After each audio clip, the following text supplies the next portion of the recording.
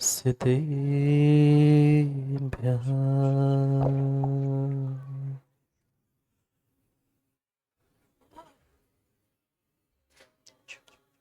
श्रीमत्परं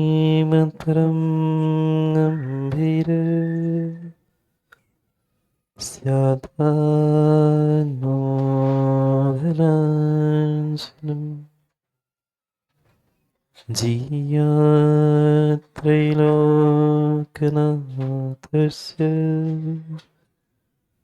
शासनं जिनशासनम् जय मंगलभूषणं विमलानं नयनदंसनमयारं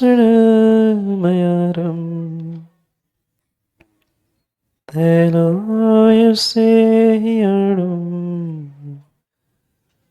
नमोऽस्यस्य वसितारम्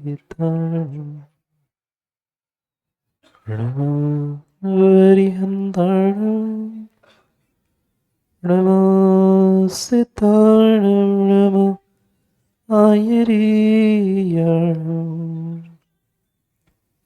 नमो विंसायाणं नमो लाय सर्वसाहायम्। अनंत अनंत परम सिद्ध भगवान की 1008 श्री आदिनाथ भगवान की परम पूज्य आचार्य भगवान कुंद कुंद स्वामी की परम पूज्य आचार्य भगवान पट्टाचार्य गुरुवर विशुद्ध सागर जी महाराज की सनातन जैन धर्म की भगवान के पंच कल्याणक महामहोत्सव की बोली परम पूज्य मुनि श्री 108 सागर जी महाराज की। बोली परम पूज्य मुनि श्री 108 सागर जी महाराज की। आरिका 105 विजिज्ञा श्री माता जी की। अंतर्देश वर्तमान स्वामी के शासन में हमसे विराजते और उनकी ये पावन पीयूष देशना हम सभी के लिए परम उपकारी है। अनादिकाल से हमारी इस आत्मा में जो जन्म जरा और मृत्यु रूपी रोग लगे, उन रोगों का उपशमन करने वाली कोई परम औषधि है तो वह एकमात्र यह जिनवाणी भव्यात्मा अपने जीवन में जो व्यक्ति को कोई आदत लगी हुई है तो उस आदत को सुधारने के लिए उसे कई पुरुषार्थ और कई मेहनत करनी पड़ती। जिनको सुबह जल्दी उठने की आदत नहीं है, या ऐसा कह दो जिनको रात में देर से सोना और सुबह देर से उठने की आदत है, कई महीने बीत जाते हैं पर व्यक्ति अपने उस आदत को नहीं सुधार पाता। बहुत कठिन होता है अपनी आदतों को, अपने संस्कारों को सुव्यवस्थित कर लेना। फिर जब एक पर्याय कुछ दिन कुछ महीने की आदत सुधारने में कई काल लगता है, फिर सोचना विचार करना जो अनादि काल से उस मिथ्याद गुणस्थान में होता होगा, उसको कितना परिश्रम और कितना पुरुषार्थ करना होता होगा अपने उस मिथ्याद रूपी बुरी आदत को छोड़ने के लिए। क्योंकि ये पक्का मानना इस संसार में सबसे बड़ा शत्रु अगर हम आप किसी का है तो वह मिथ्यात है। आज तक जितने भी जीव संसार में परिभ्रमण कर रहे हैं, उस संसार परिभ्रमण का एकमात्र सर्वप्रथम कारण है मिथ्यात।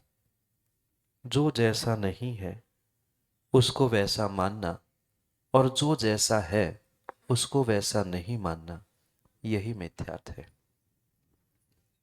भले ही आज मिथ्यात्व को परिभाषित करते हुए उस मिथ्यात्व को बहुत संक्षेप रूप से कहा जाता है, पर ये ध्यान रखना, मात्र क्रियाकांड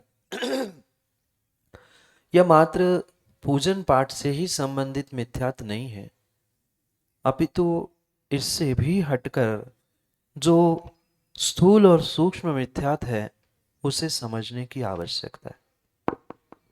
विरला ही पुण्यात्मा जीव होता है जो इस आसरो बंध के पहले प्रत्यय रूपी मिथ्यात्व रूपी आदत को जीतने का प्रयास करता है।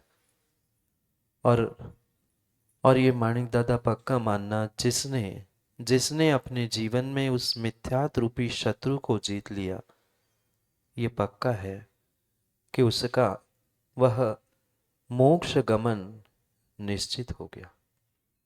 भले ही अर्धपुद्गल परावर्तन काल लग जाए, पर सम्यक दृष्टि बन गया, मिथ्यात्व को छोड़ दिया, मतलब उसके संसार का अनंत दुखों का मां कुछ ही दिनों में अंत होना निश्चित हो गया। और ये भी ध्यान रखना कि मिनटों के पुरुषार्थ से, घंटों के पुरुषार्थ से एक पर्याय की आदत नहीं छूट सकती। फिर भवों के और अनादि से जो मिथ्यात्व में डूबा हुआ है, वह जीव कितना प्रबल पुरुषार्थ करता होगा, तब जाके वह अपने उस मिथ्यात्व गुणस्थान में ही सातिशय मिथ्या दृष्टि, भद्र मिथ्या दृष्टि अवस्था को प्राप्त करता है।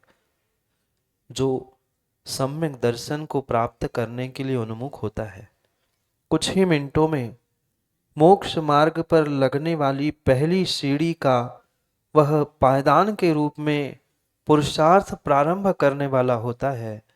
वही मिथ्या दृष्टि जीव बहिरात्मा भद्र मिथ्या दृष्टि या सातिशय मिथ्या दृष्टि बनता है, और तत्वों के प्रति रुझान, तत्वों के प्रति रुचि और तत्वों का निर्णय करते हुए भीतर में बैठा हुआ जो मिथ्यात्व रूपी शत्रु है, उस मिथ्यात्व रूपी शत्रु से सम्यक रूपी मित्र को अंगीकारने का प्रयास करता है। कभी वह भगवान तीर्थंकर आदिनाथ भगवान का जीव भी निगोद से निकलकर उन त्रस स्थावर पर्यायों को प्राप्त करते करते मनुष्य पर्याय को भी प्राप्त करने वाला हुआ। पर इतना प्रबल पुरुषार्थ करने के बाद भी अभी अनादि के संस्कार छूटे नहीं थे। निर्ग्रंथ मुनिराज को जंगल में पड़घान करके वज्रजंग श्रीमती की पर्याय में आहार तो दे दिए, पर अभी पूर्ण रूप से सम्यक रूपी सूर्य उदित नहीं हुआ था। और वह सम्यक रूपी सूर्य उन्हीं दोनों मुनिराजों के निमित्त से जब दान के पुण्य के उदय से भोग भूमि में वे दोनों भोग रहे थे, वज्रजंग और श्रीमती का जीव, उस समय पर वे दो मुनिराज पहुंचकर उन दोनों भव्य जीवों का स्थितिकरण करते हुए सम्यक उत्पत्ति के लिए निमित्त बने। और वह भद्र मिथ्या दृष्टि, साथी से मिथ्या दृष्टि दोनों जीवों ने उन्हीं पर्यायों में, उन्हीं दिनों में, उन्हीं समय में जो अनादि के संस्कार मिथ्यात्व रूपी थे, विपरीत रूप से थे, वे कुछ ही क्षण में उस मिथ्यात्व के 3 टुकड़े करते हुए सम्यक प्रकृति, सम्यक मिथ्यात्व और मिथ्यात्व रूप 3 टुकड़े करते हुए, जैसे ही सम्यक प्रकृति का उदय होता है, वह भव्य जीव मिथ्यात्व से सम्यक को प्राप्त करते हुए चतुर्थ गुण स्थानवर्ती सम्यक दृष्टि बन जाता है। आचार्य भगवंतों ने उस सम्यक दृष्टि चतुर्थ गुण स्थानवर्ती जीव को भी एक देश जिन कहा। जो 4 कर्मों का नाश करने वाले, घातिया कर्मों का नाश करने वाले अरिहंत होते हैं, उन्हें साक्षात जिन कहा जाता है। पर उस जिन के अवस्था को प्रकट करने वाला पहला पायदान, पहली सीढ़ी अगर कुछ है तो सम्यक दर्शन है। और जिसने सम्यक दर्शन प्राप्त किया वह एक देश जिन यानी जिनेंद्र भगवान बनने की उस यात्रा को प्रारंभ करने वाला वह सम्यक दृष्टि जीव हो जाता है। तीर्थंकर आदिनाथ भगवान उत्तर कुरु में जब भोग भूमि की अवस्था में भोग भोग रहे थे, द्वय निर्ग्रंथ मुनिराजों के निमित्त से सम्यक उत्पन्न हो गया और प्रारंभ हो गई एक देश जिनकी वह जिनेंद्र भगवान बनने की यात्रा। वहां ऐसा प्रबल पुरुषार्थ सम्यक दृष्टि जीव करता है जो भले ही सम्यक चारित्र धारण नहीं करता पर उसके प्रत्येक क्रियाओं में विवेक होता है। उठते बैठते खाते पीते चलते वह इतना विवेक पूर्वक जीवों की विराधना से बचने का प्रयास करता है, क्योंकि सम्यक दृष्टि अपने जैन कुल के कुलाचारों को अर्थात रात्रि भोजन त्याग, पानी छानकर प्रयोग करना और अभक्ष्य का त्याग, इन तीन कुलाचारों को सम्यक्त्वाचरण रूपी चारित्र रूपी धारण करता ही करता है। क्योंकि मां सम्यक दृष्टि जीव किसी भी प्रकार से सप्त व्यसन शिकार आदि नहीं करता। जो कुलाचार यानी रात्रि भोजन का त्याग, पानी छानकर प्रयोग में लाना और अभक्ष्य का त्याग, ये सम्यक दृष्टि के बिना किसी के कहे ही स्वयं से ही लिए गए नियम हुआ करते हैं। और आप में से कितनों के ये नियम है किसी के? मैं ये नहीं कह रहा हूं कि कौन क्या है, अपनी परीक्षा हम स्वयं करें, पर आगम में यही लिखा है कि सम्यक दृष्टि कम से कम इन तीन नियमों का पालन अपने जीवन में करता ही करता है। मां रात्रि भोजन का त्याग मतलब 8 बजे तक 10 बजे तक फरारी करना नहीं, चारों प्रकार के भोजन पानी आदि का त्याग, यही रात्रि भोजन का त्याग है। प्रबल पुरुषार्थ करके तो सम्यक दृष्टि जीव उस सम्यक अवस्था को, चतुर्थ गुणस्थान को प्राप्त करता है।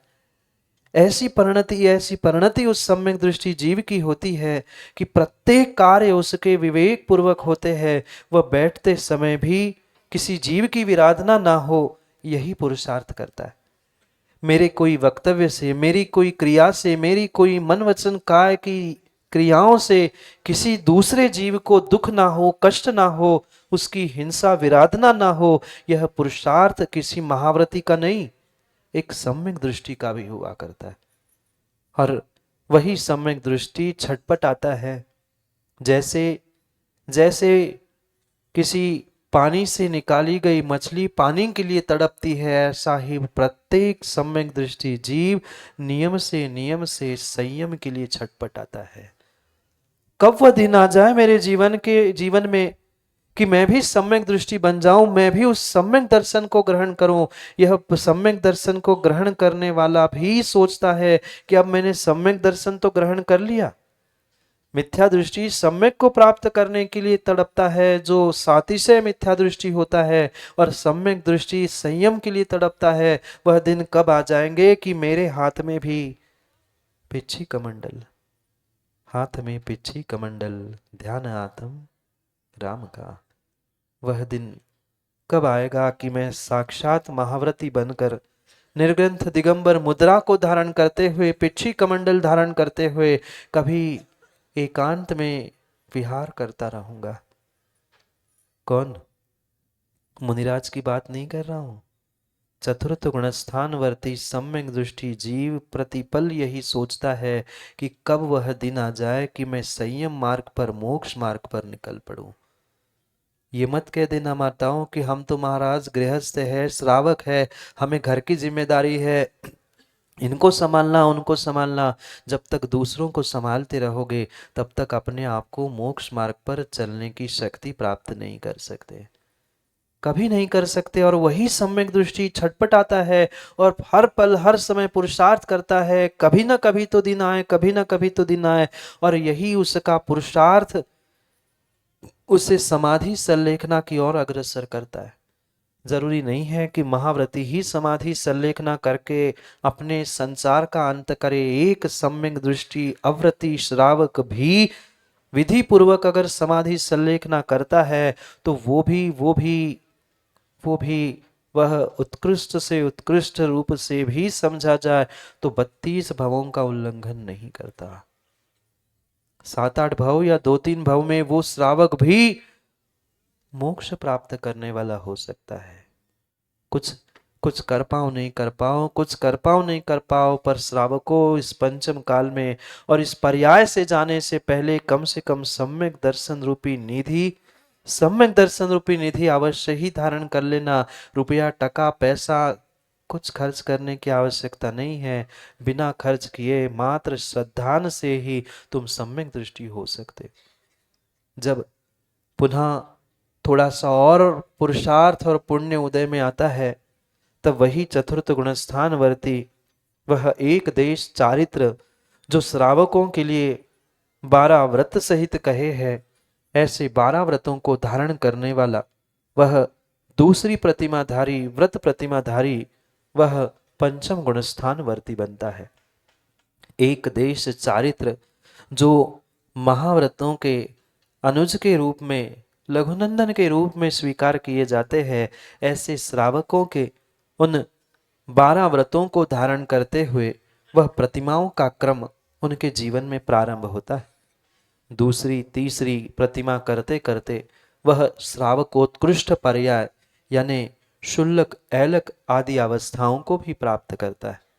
और जब वह इन अवस्थाओं में पारंगत हो जाता है, इन अवस्था विशेष में अपने आप को सुदृढ़ कर लेता है, पुनः पुण्य का उदय और पुनः जो संयम की सकल संयम के लिए छटपटाहट थी वह फलीभूत होते हुए वही देशव्रती या चतुर्थ गुणस्थान वर्ती भी सीधा दिगंबर मुद्रा धारण करने के लिए महाव्रतों को धारण करने के लिए वह जैनेश्वरी दीक्षा जिसे आचार्यों ने निर्वाण दीक्षा कही है उस निर्वाण दीक्षा को ग्रहण करता है।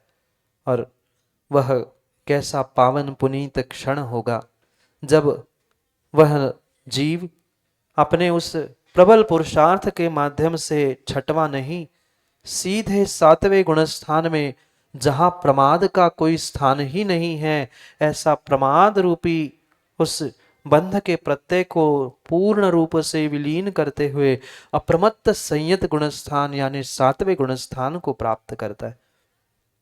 क्योंकि 7वें गुणस्थान का समय अल्प होता है और अल्प अंतर मुहूर्त का समय होने के कारण से 7वें गुणस्थान से वह निर्ग्रंथ मुनिराज 6वें गुणस्थान में पहुंचते हैं। अद्भुत दशा उन निर्ग्रंथ मुनिराजों की होती है, अद्भुत दशा उन निर्ग्रंथ मुनिराजों की होती है। 22 परिस है, 28 मूल गुण आदि आदि धारण करते हुए वे मात्र और मात्र स्वयं का नहीं, वे स्वपर कल्याण का पुरुषार्थ करते हैं। शायद कई बार 12 भावनाओं में आपने पढ़ा होगा, मंदिर में माँ भगवान को भी सुनाया होगा, स्वार्थ त्याग की, बोलो ना मौन है सबका, स्वार्थ त्याग की कठिन तपस्या बिना खेद जो करते हैं। और हमें उनको भी देखकर खेद होता है कि क्यों आए महाराज, हम तो अच्छे खासे थे, अब माँ चौका लगाना पड़ेगा, महाराज की सेवा करना पड़ेगी, क्यों पंकज। जिन्होंने स्वार्थ त्याग की कठिन तपस्या बिना खेद जो कर रहे हैं, ऐसे साधु जनों को देखकर भी आज समाज को खेद होता है। आगे ऐसी ठंड में सुबह से कौन कुएं से पानी भरे, महाराज इतना एडजस्ट कर लो ना हैंडपंप का। वे तो स्वार्थ त्याग की तपस्या कर रहे हैं, दूसरों को परेशान करना दुख देना ये किंचित उनका उद्देश्य नहीं है। पर जो उनके परिणाम परिणति को नहीं समझ पाता वही कहीं ना कहीं किंतु परंतु करते हुए नाना प्रकार के प्रश्नों को खड़ा करते हुए अपने भीतर खेद उत्पन्न करता है। ऐसी ऐसी ऐसी अद्भुत परिणति उनके परिणामों की हुआ करती है। शायद शायद कि केवली भगवान जानते होंगे, कि शायद वे निर्ग्रंथ ही जानते होंगे। वे कभी किसी किसी श्रावक के प्रति न राग न द्वेष, तुम चाहे जो कर लो, चाहे जो कर लो, चाहे जो कर लो। माताओं शायद छड़ाला भी आपने पढ़ी होगी, अर्घावतारण असी प्रहारण में सदा समता रहे।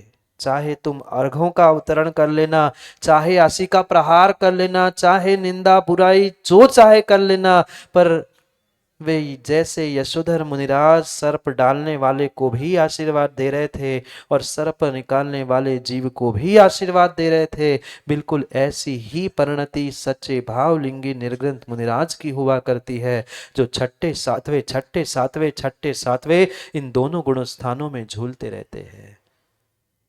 वे तो अपने आत्मा के कल्याण के लिए ही पुरुषार्थ करते हैं, पर ये भी संजीव भाई शास्त्री ध्यान रखना, एक बार निर्ग्रंथ बनने से जरूरी नहीं है कि वह उसी पर्याय में अरिहंत और सिद्ध बने। पूछ लेना आदिनाथ भगवान के ही जीव को, एक बार नहीं, उसके पहले भी उस वज्रनाभि चक्रवर्ती की पर्याय में उन्होंने निर्ग्रंथ भेष और मात्र निर्ग्रंथ भेष नहीं, उन 16 कारण भावनाओं को प्राप्त किया था और 16 कारण भावनाओं को भाने का ही, निर्ग्रंथ बन के भाने का ही फल ये प्रतिफलित हो गया कि वे आज इस युग के पहले तीर्थंकर आदिनाथ ऋषभ देव की नाम से वह करोड़ों वर्षों के बाद भी पूजे जा रहे हैं। कई बार ऊपर नीचे, कई बार ऊपर नीचे, कई बार ऊपर नीचे, कभी मध्यलोक, कभी ऊर्ध्वलोक, कभी मध्यलोक, कभी ऊर्ध्वलोक, कभी 5वां, कभी 4था, कभी 7वां गुण स्थान धारण करते करते, ऊपर नीचे करते करते वह समय आया जब 7वें गुण स्थान के उस सातिशय अवस्था को जहां श्रेणी आरोहण करना था, ऐसे श्रेणी आरोहण की अवस्था को, यानी उस अप्रमत्त सातिशय गुणस्थान को उन्होंने प्राप्त किया। और जो कर्मों की क्षपणा उन्होंने प्रारंभ कर ली और कर्म जैसे जैसे क्षय होते जाते, वह वैसे वैसे ही आगे आगे के शपक श्रेणी के माध्यम से उन आगे के गुणस्थानों को प्राप्त करते गए। अपूर्व करण, यानी आज तक जीव ने जो संसार में कभी परिणाम प्राप्त ही नहीं किए, ऐसे अपूर्व अपूर्व अपूर्व परिणामों के साथ वह अपूर्व करण गुणस्थान, 8वां गुणस्थान शपक श्रेणी के साथ प्रारंभ होता है। करण यानी परिणाम और अपूर्व यानी आज तक जिसे प्राप्त नहीं किया, ऐसे अपूर्व करण परिणामों के साथ वह 8वां गुणस्थान। फिर अनिवृत्ति करण और 10वां गुणस्थान वह सूक्ष्म सांप्राय, अभी तक कषाय वेद आदि का वह कृष्टियों के माध्यम से तनु करना यानी छोटा करने का प्रयास, वे भावी अरिहंत भावी सिद्ध पुरुषार्थरत थे। जैसे ही 8वें गुणस्थान को प्रारंभ करते हैं, वह किन्हीं आचार्य भगवंतों की अपेक्षा से वह पहला शुक्ल ध्यान प्रारंभ करते हैं और शुक्ल ध्यान के माध्यम से वह बादर कृष्टि, सूक्ष्म कृष्टि के माध्यम से कर्मों को तोड़ते तोड़ते तोड़ते वह 10वें गुणस्थान में जो अल्प कषाय सूक्ष्म सांप्राय रूप बचा था, सांप्राय यानी कषाय, सूक्ष्म यानी अल्प, ये श्रावकों ध्यान रखना। सभी कषाय धर्मेश जी पहले विलीन होती है, पर 10वें गुणस्थान तक लोभ कषाय सताती है। अंतिम समय तक 10वें गुणस्थान तक अगर कोई कषाय है तो वह लोभ कषाय है। वह लोभ कषाय का जैसा ही लोभ कषाय नाश करने का पुरुषार्थ वे 10वें गुणस्थान में करते हैं। 10वें गुणस्थान का उपांत समय शेष बचता है, जहां सबसे खतरनाक जो मोहनीय कर्म बचा था, मात्र दर्शन मोहनी का क्षय करते हुए क्षायिक सम्यक दृष्टि 4थे गुणस्थान में बना हुआ जीव अब चारित्र मोहनी, क्योंकि मोहनी 2 प्रकार का पड़ा है ना, चारित्र मोहनी और दर्शन मोहनी। दर्शन मोहिनी को तो जीत लिया, पर अभी चारित्र मोहिनी रूपी शत्रु साथ में था। और जैसे ही उस चारित्र मोहिनी का नाश करता है जीव, वह 10वें गुणस्थान से सीधे 12वें गुणस्थान में क्षीण मोह कषाय को प्राप्त करता है।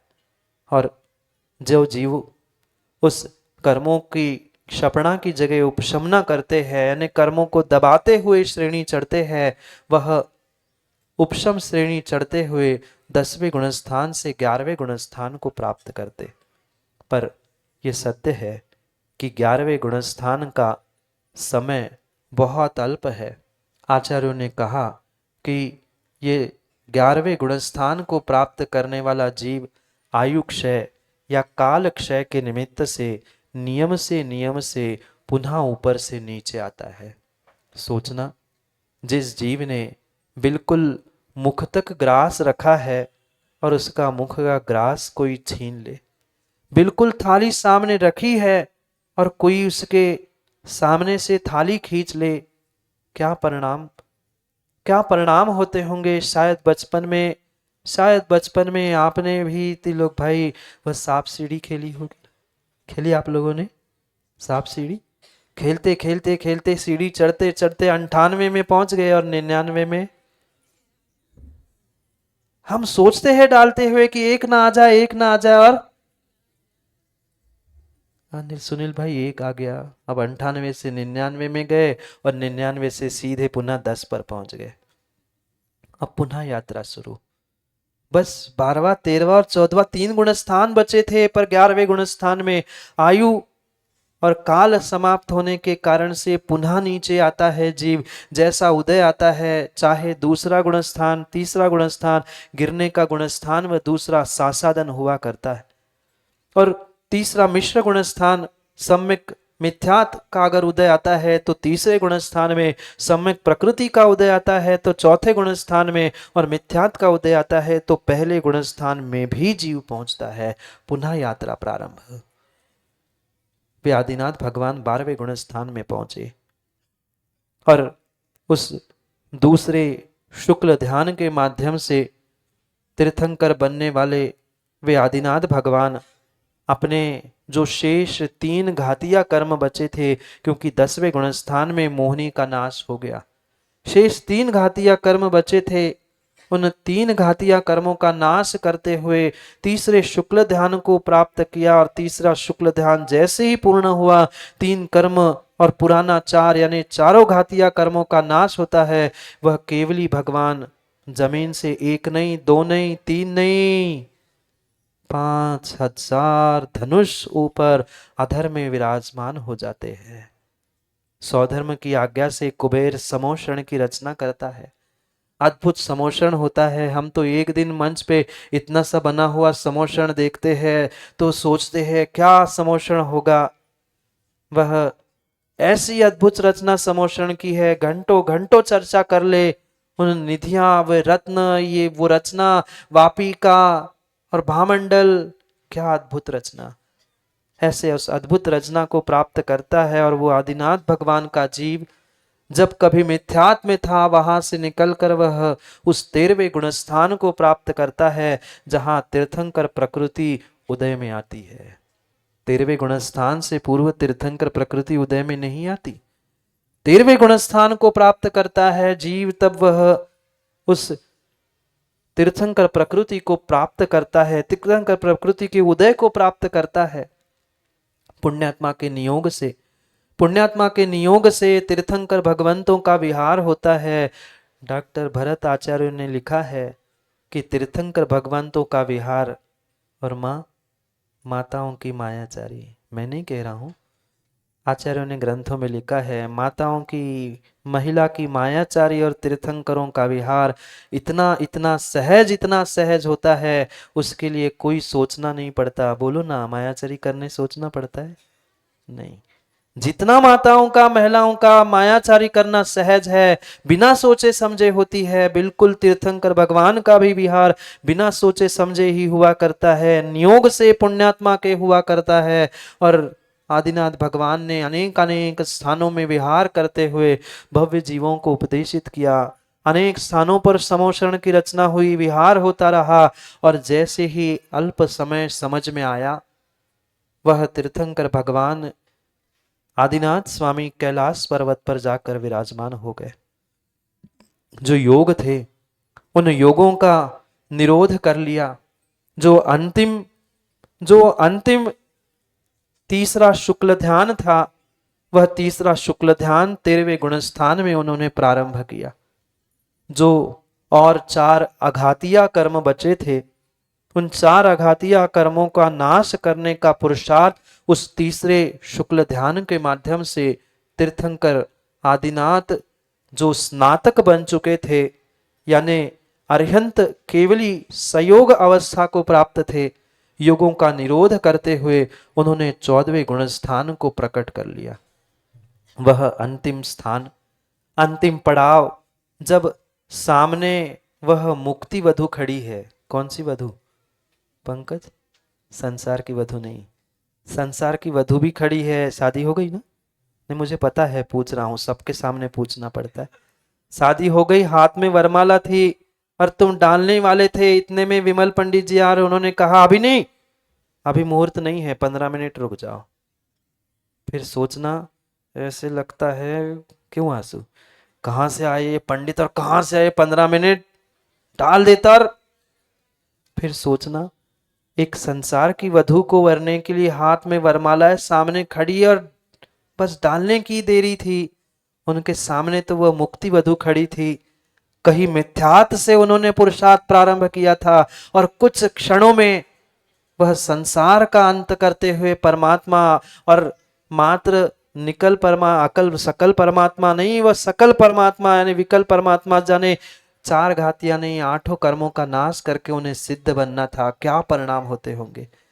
कुछ मिनटों में आज जब रिजल्ट आना होता है तब ऐसे होता है, रिजल्ट आने 12 बजे 1 बज रहे, फिर जिनकी जिंदगी का और कई भवों का रिजल्ट सामने आने वाला होगा, क्या अद्भुत परिणति होगी, क्या अद्भुत परिणति होगी। 14वां गुणस्थान जीव ने प्राप्त कर लिया, तीर्थंकर आदिनाथ केवली भगवान ने प्राप्त कर लिया, और वह चौथा शुक्ल ध्यान जिसका मात्र अल्प समय होता है, लघु 5 बीजाक्षर अ इ उ ऋ लिरि, और हो गया भगवान का मोक्ष। वह संसार का अंत करके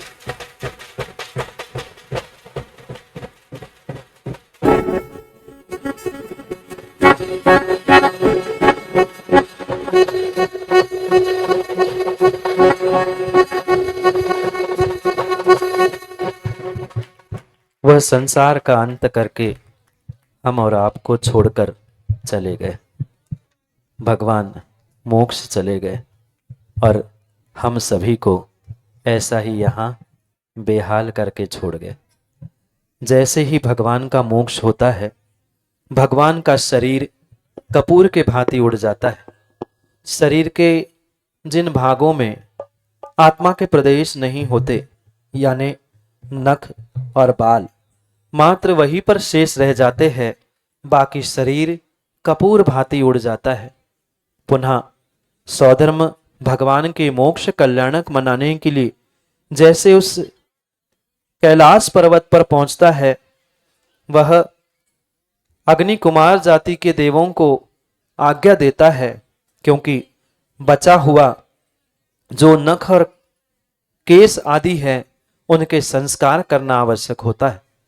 किन्हीं आचार्य भगवंतों ने यह प्रमाणित किया है अपने ग्रंथों में कि भगवान का मोक्ष होने के बाद मात्र नख और केस ही नहीं, अपितु स्वधर्म विक्रिया से तीर्थंकर भगवान की प्रतिकृति बनाता है, और उस प्रतिकृति के साथ साथ वह नख और केस का वह संस्कार भी वहां किया जाता है। किन्हीं आचार्य भगवंतों ने मात्र नख और केस के ही संस्कार वह सौधर्म अग्नि कुमार जाति के देवों से करता है, ऐसा भी व्याख्यान किया है। क्योंकि हमारे लिए दोनों दिगंबराचार्य प्रमाण हैं और दोनों की आज्ञा सिरोधार्य मानते हुए हम इस भगवान के मोक्ष और उसके उपरांत की उस अद्भुत नियोग संयोग की प्रक्रिया को समझने का प्रयास करेंगे। ये पक्का मानना, जैसे ही भगवान का मोक्ष हो जाता है, यह संसार पुनः कुछ काल के लिए अनाथ हो जाता है। इसी कैलाश पर्वत की चोटी पर भरत चक्रवर्ती भी दौड़ के पहुंचता है। मेरे जन्मदाता पिता, जिन्होंने इतनी तपस्या की, इतनी साधना की, जिन्होंने मुझे सब कुछ सिखाया, अब मैं भगवान के दर्शन कैसे करूं? भगवान का मोक्ष हो गया। जाता है, वे संस्कार होते हुए देखता है और जाकर किसी एक चोटी पर बिलखने लगता है, रोने लगता है।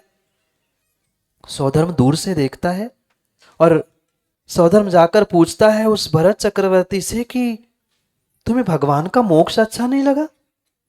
तुम क्यों रो रहे हो, क्यों बिलख रहे हो? जब तुम्हें ये पता है भगवान का गर्भ कल्याणक हुआ था, जन्म कल्याणक हुआ था, दीक्षा कल्याणक में तुम थे, ज्ञान कल्याणक में तुम थे, भगवान के मोक्ष कल्याणक में भी तुम पहुंचे हो, फिर रो क्यों रहे हो? क्या तुम्हें भगवान का मोक्ष अच्छा नहीं लगा? क्या तुम्हें अभी भी अपने पिता के प्रति राग है?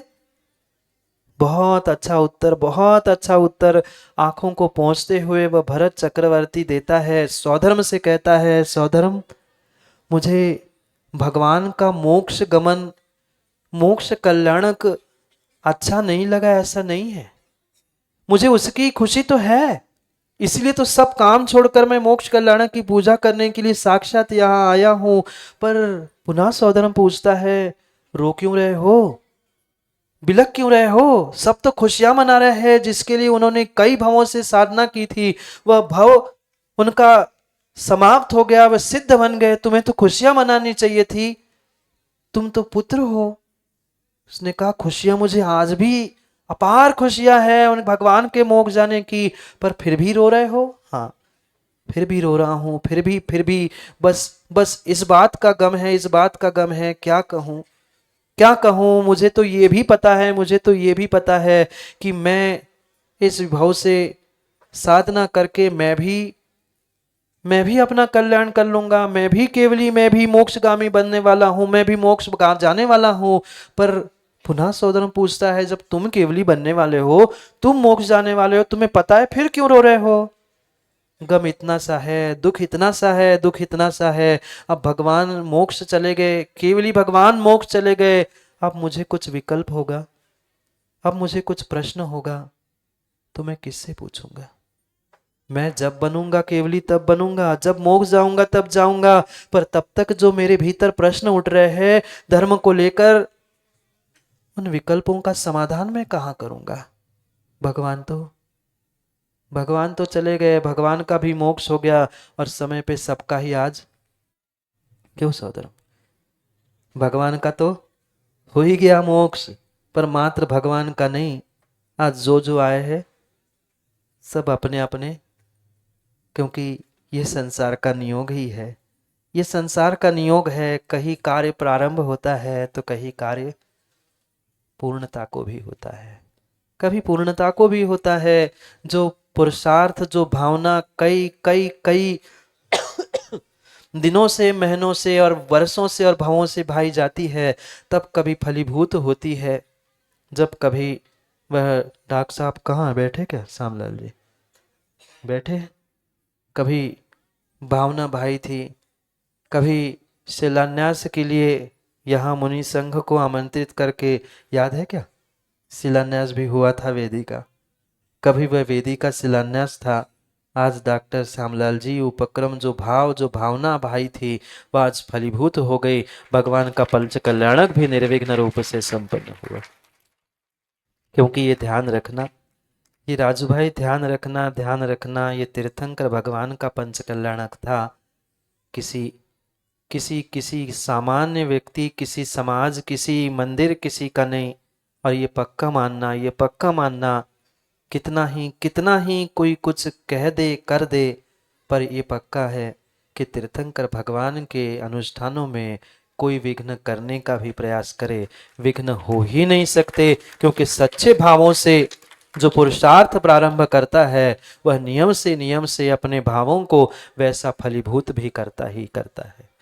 ये गुड़ा वालों का पुण्य है कि वह 2021 के बाद पुनः 2024 का शायद कुछ ऐसा नियोग था कि 2024 में पुनः पंचकल्याणक होके वह भगवान महावीर स्वामी की वह स्थापना और विशाल का जिनबिंब इस गुड़ा नगर में स्थापित होने वाला था।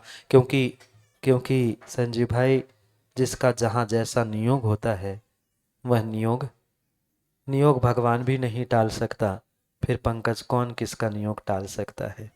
ये नियोग था गुड़ा वालों का, डॉक्टर साहब और गुड़ा वालों का ही नहीं, शायद हम मुनि संघ का भी कुछ ऐसा नियोग था कि उन्हीं के ही कर कमलों से 2024 में ही ये तीर्थंकर महावीर स्वामी की विशाल काय जिनबिंब की स्थापना होनी थी। इसलिए ये 2024 का ये नियोग नेताजी आज पूर्णता को प्राप्त होने वाला है। क्योंकि भगवान का तो मोक्ष हो गया, मंदिर भी बन के तैयार हो गया है। ये ध्यान रखना, जो भावना भाई थी, पुरुषार्थ किया था। कायदा तो आगम में आचार्यों ने यही लिखा है कि कोई एक भव्य जीव ऐसा पुरुषार्थ करे जो अपने चंचला लक्ष्मी का, धन का, द्रव्य का सदुपयोग करते हुए वह समाज हिताय, सर्वहिताय और आत्महिताय जिन मंदिर की स्थापना करे। अपने बुंदेलखंड में पुराने जमाने में यही व्यवस्थाएं होती थी। कोई एक व्यक्ति वह मंदिर निर्माण करता, वही सब क्रियाओं को संपन्न करता। आज ये अद्भुत दृश्य पुनः इस गुड़ा नगरी की धरा पर वह कभी प्रारंभ हुआ था। भले ही समय लगा, पर ये पक्का है नितिन, समय पर ही समय का कार्य हुआ करता है। जिन जिन जीवों ने इन क्रियाओं में, कार्यों में प्रत्यक्ष और परोक्ष रूप से वह सहयोग किया है, वे सभी जीव बहुत बहुत आशीर्वाद के पात्र है।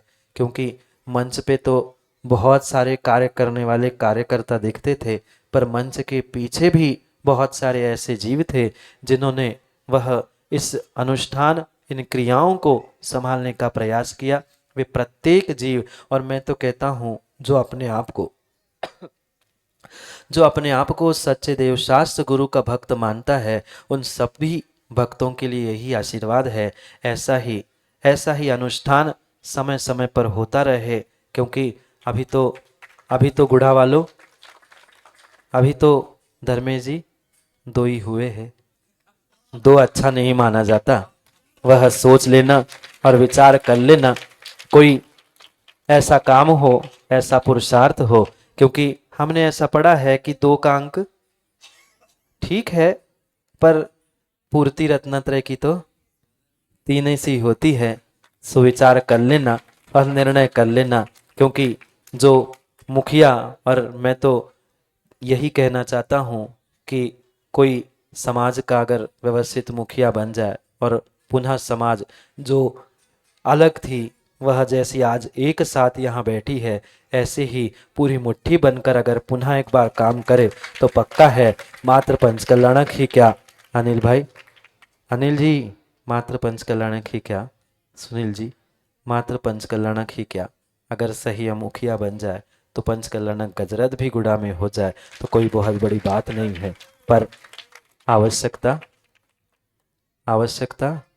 मेडिकल, सुन रहे, चश्मा नहीं है तो दिख नहीं रहा हो, चश्मा लगा लो, नहीं मुझे भी पहचान में आ जाएगा, तुम्हें भी मैं दिखने लग जाऊंगा और सुनाई भी अच्छे आने लग जाएगा।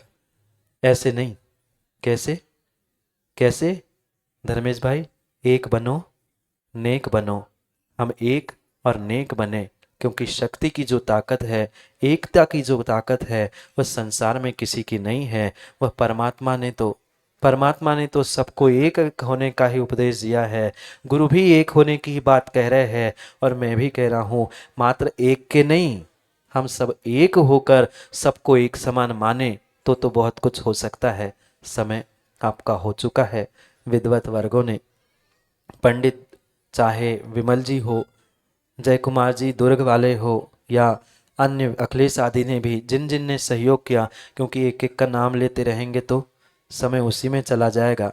जिन जिन व्यक्तियों को ये लग रहा है कि हम सच्चे देवशास्त्र गुरु के भक्त हैं, उन सभी जीवों के लिए बहुत बहुत आशीर्वाद है कि ऐसा ही पुरुषार्थ आने वाले समय में हम सभी करते रहेंगे, चाहे संगीतकार, टेंट, मंच कलाकार, जितने जितने जीव है।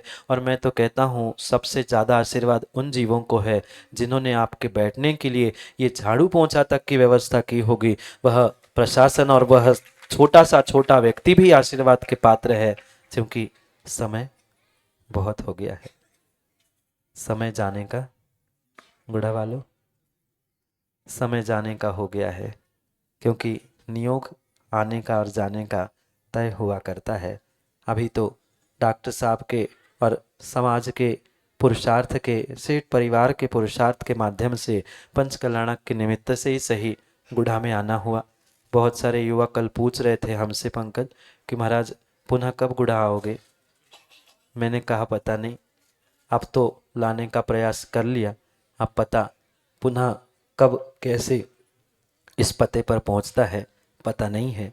इसलिए प्रसून सोच लेना, विचार कर लेना, क्योंकि साधु को बुलाना, साधु को ले आना इतना आसान नहीं होता। इसलिए वही सूत्र हमेशा याद रखना। और मैं तो कहता हूँ कहीं मंदिर, कहीं स्थान में वह लिख के रख लेना, नेक बनो एक बनो, तो रोज पढ़ते हुए भगवान के साथ हमें भी याद हो कि हमें कुछ शिक्षा मिली थी और उसके अनुसार जीना है। समय पर, समय की बात के लिए पुनः समय पे मिलते हैं, क्योंकि समय पे किया गया काम समय को दिलाता है। बोली भगवान महावीर स्वामी की, आचार्य भगवान गुरुवर विशुद्ध सागर जी महाराज की। बोली परम